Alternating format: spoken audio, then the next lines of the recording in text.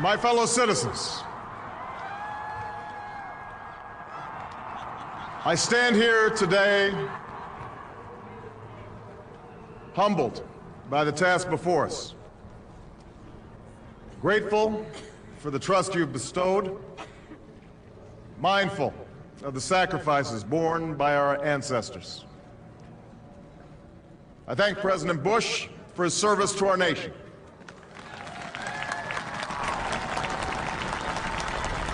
As well as the generosity and cooperation he has shown throughout this transition. 44 Americans have now taken the presidential oath. The words have been spoken during rising tides of prosperity and the still waters of peace. Yet, every so often, the oath is taken amidst gathering clouds and raging storms. At these moments, America has carried on not simply because of the skill or vision of those in high office, but because we, the people, have remained faithful to the ideals of our forebears and true to our founding documents. So it has been, so it must be with this generation of Americans. That we are in the midst of crisis is now well understood. Our nation is at war against a far-reaching network of violence and hatred. Our economy is badly weakened, a consequence of greed and irresponsibility on the part of some, but also our collective failure to make hard choices and prepare the nation for a new age. Homes have been lost, jobs shed, businesses shuttered. Our health care is too costly, our schools fail too many, and each day brings further evidence that the ways we use energy strengthen our adversaries and threaten our planet. These are the indicators of crisis, subject to data and statistics. Less measurable, but no less profound, is a sapping of confidence across our land. A nagging fear that America's decline is inevitable, that the next generation must lower its sights. Today, I say to you that the challenges we face are real.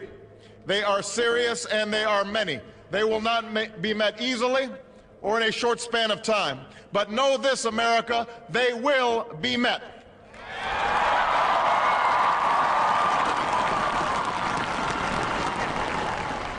On this day, we gather because we have chosen hope over fear, unity of purpose over conflict and discord.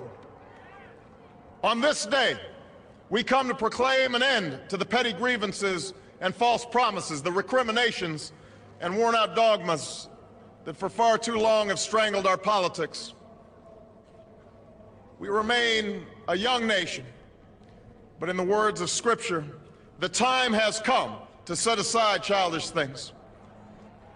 The time has come to reaffirm our enduring spirit, to choose our better history, to carry forward that precious gift, that noble idea passed on from generation to generation, the God-given promise that all are equal, all are free, and all deserve a chance to pursue their full measure of happiness.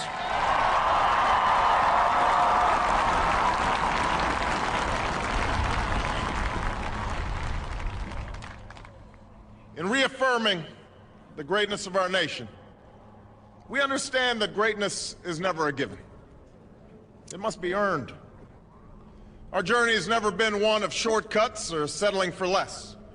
It has not been the path for the faint-hearted, for those who prefer leisure over work or seek only the pleasures of riches and fame. Rather, it has been the risk-takers, the doers, the makers of things, some celebrated, but more often men and women obscure in their labor, who have carried us up the long, rugged path towards prosperity and freedom. For us, they packed up their few worldly possessions and traveled across oceans in search of a new life. For us, they toiled in sweatshops and settled the West, endured the lash of the whip, and plowed the hard earth. For us, they fought and died in places like Concord and Gettysburg Normandy, and Khe Sanh. Time and again, these men and women struggled and sacrificed and worked till their hands were raw so that we might live a better life. They saw America as bigger than the sum of our individual ambitions, greater than all the differences of birth or wealth or faction. This is the journey we continue today. We remain the most prosperous, powerful nation on earth. Our workers are no less productive than when this crisis began. Our minds are no less inventive, our goods and services no less needed than they were last week or last month or last year. Our capacity remains undiminished. But our time of standing pat, of protecting narrow interests and putting off unpleasant decisions, that time has surely passed. Starting today, we must pick ourselves up, dust ourselves off, and begin again the work of remaking America.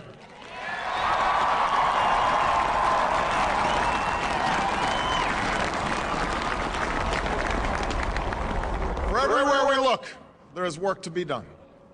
The state of our economy calls for action, bold and swift, and we will act, not only to create new jobs, but to lay a new foundation for growth. We will build the roads and bridges, the electric grids and digital lines that feed our commerce and bind us together. We will restore science to its rightful place and wield technology's wonders to raise healthcare's quality and lower its cost. We will harness the sun and the winds and the soil to fuel our cars and run our factories, and we will transform our schools and colleges and universities to meet the demands of a new age. All this we can do. All this we will do. Now, there are some who question the scale of our ambitions, who suggest that our system cannot tolerate too many big plans. Their memories are short, for they have forgotten what this country has already done, what free men and women can achieve when imagination is joined to common purpose and necessity to courage.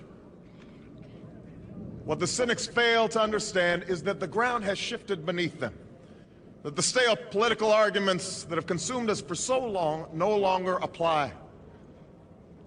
The question we ask today is not whether our government is too big or too small, but whether it works, whether it helps families find jobs at a decent wage, care they can afford, a retirement that is dignified. Where the answer is yes, we intend to move forward. Where the answer is no, programs will end.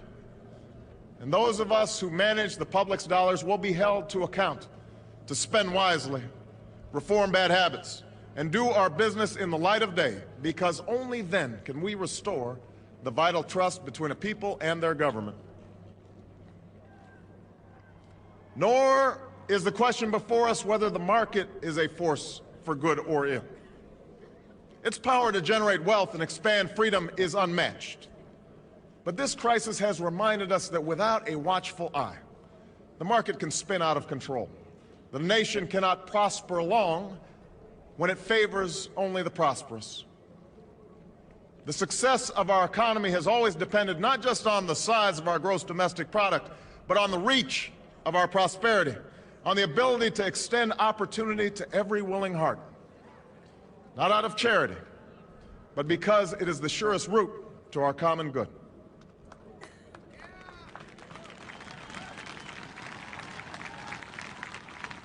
As for our common defense, we reject as false the choice between our safety and our ideals. Our founding fathers, faced with perils that we can scarcely imagine, drafted a charter to assure the rule of law and the rights of man, a charter expanded by the blood of generations. Those ideals still light the world, and we will not give them up for expedience' sake. And so, to all the other peoples and governments who are watching today, from the grandest capitals to the small village where my father was born, know that America is a friend of each nation and every man, woman, and child who seeks a future of peace and dignity, and we are ready to lead once more.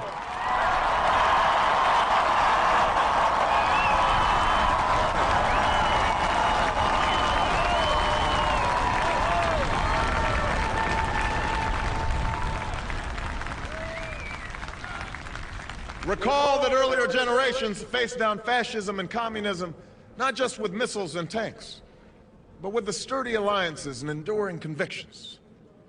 They understood that our power alone cannot protect us, nor does it entitle us to do as we please. Instead, they knew that our power grows through its prudent use. Our security emanates from the justness of our cause, the force of our example, the tempering qualities of humility and restraint. We are the keepers of this legacy.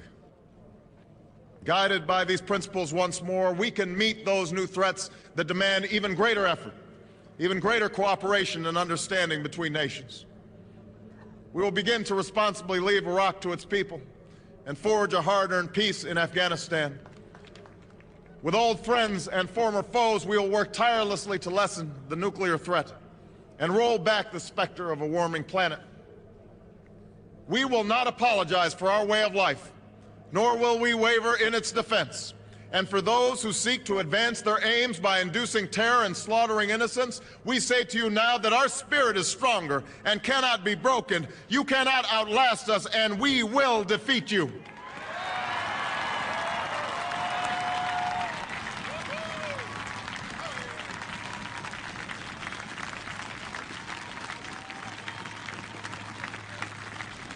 For we know that our patchwork heritage is a strength, not a weakness.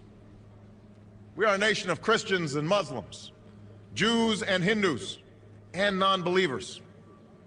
We are shaped by every language and culture, drawn from every end of this earth. And because we have tasted the bitter swill of civil war and segregation and emerged from that dark chapter stronger and more united, we cannot help but believe that the old hatreds shall someday pass, that the lines of tribes shall soon dissolve, that as the world grows smaller, our common humanity shall reveal itself, and that America must play its role in ushering in a new era of peace.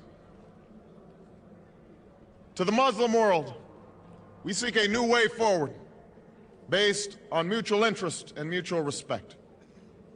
To those leaders around the globe who seek to sow conflict or blame their society's ills on the West, know that your people will judge you on what you can build, not what you destroy.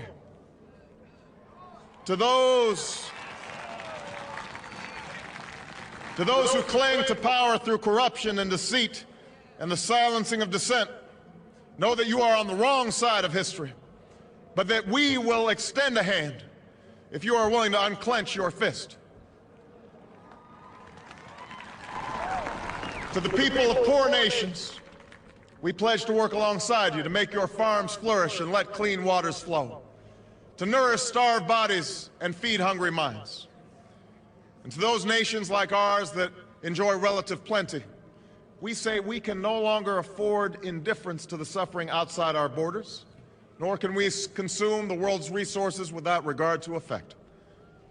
For the world has changed, and we must change with it.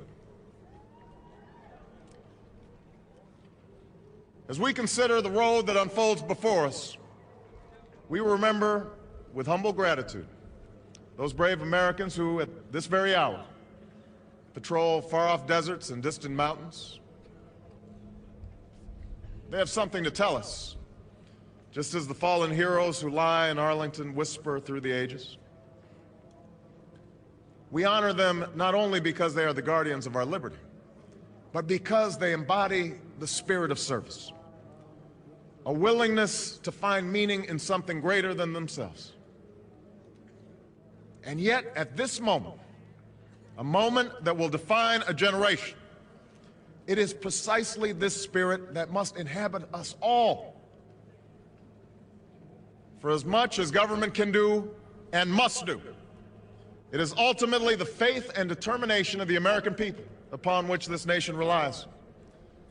It is the kindness to take in a stranger when the levees break, the selflessness of workers who would rather cut their hours than see a friend lose their job, which sees us through our darkest hours. It is the firefighter's courage to storm a stairway filled with smoke, but also a parent's willingness to nurture a child that finally decides our fate. Our challenges may be new. The instruments with which we meet them may be new. But those values upon which our success depends, honesty and hard work, courage and fair play, tolerance and curiosity, loyalty and patriotism, these things are old. These things are true. They have been the quiet force of progress throughout our history. What is demanded then is a return to these truths.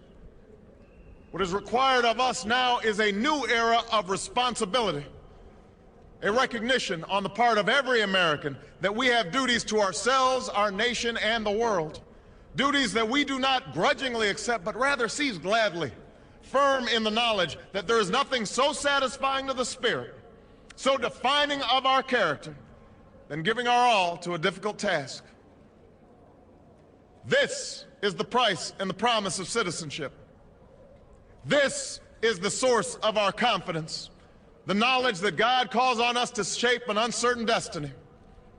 This is the meaning of our liberty and our creed, why men and women and children of every race and every faith can join in celebration across this magnificent mall, and why a man whose father less than 60 years ago might not have been served at a local restaurant can now stand before you to take a most sacred oath.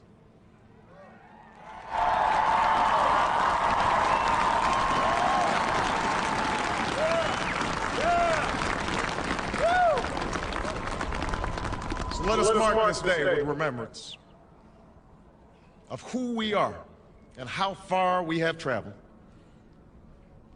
In the year of America's birth, in the coldest of months, a small band of patriots huddled by dying campfires on the shores of an icy river. The capital was abandoned. The enemy was advancing. The snow was stained with blood. At a moment when the outcome of our revolution was most in doubt, the father of our nation ordered these words be read to the people. Let it be told to the future world that in the depth of winter, when nothing but hope and virtue could survive, that the city and the country, alarmed at one common danger, came forth to meet it. America, in the face of our common dangers, in this winter of our hardship, let us remember these timeless words. With hope and virtue, let us brave once more the icy currents and endure what storms may come.